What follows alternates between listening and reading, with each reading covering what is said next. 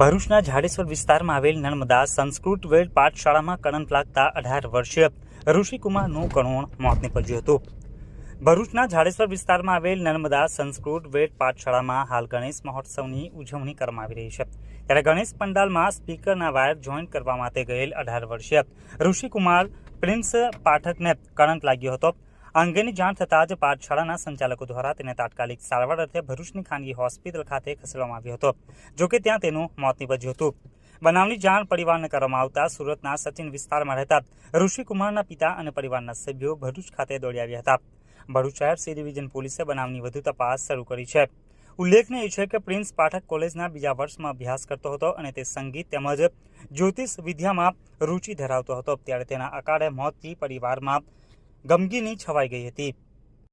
क्या कहना चाहते हैं? आस्था ये हुआ, हम सूरत में रहते हैं, हमारा बच्चा यहाँ भरूच में संस्कृत नर्मदा संस्कृत वेद पाठशाला में पढ़ता है, ये 5वां साल है उसका।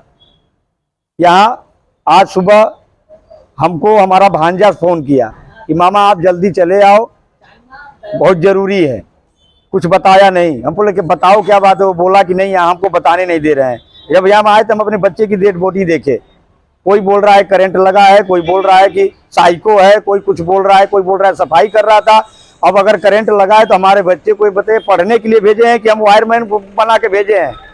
अभी तक कोई नहीं आया है ये बताने के लिए कि आपके बच्चे को क्या हुआ, कैसे हुआ, क्या नहीं हुआ। कोई भी फोन नहीं आया स्कूल से, एक भी, न छात्र वार्डन किया, न ट्रस्टी किया, न प्रिंसिपल किया है, न अध्यापक किया है। मैं क्या करूं, हमको इंसाफ बताओ आप। क्या मांगे अभी आपकी?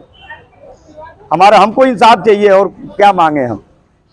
हमको बस इंसाफ चाहिए कि हम बच्चे को पढ़ने भेजे थे कि वायरमैन का काम करने के भेजे थे।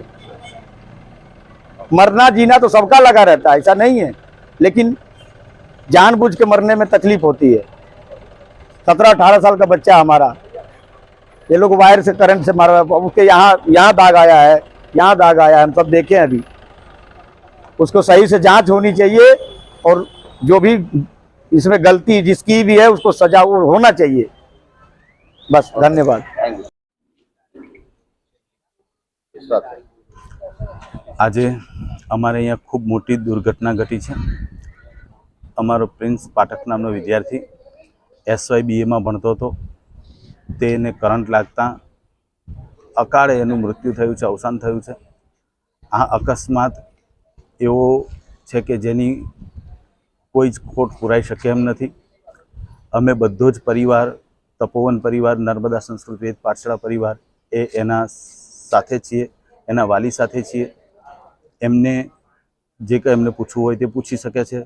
अमे एमनी जे कोई मदद थाय ते करी शकीए एम छे। परंतु आ घटना जे घटी छे ते खूब ज दुःखद छे, अने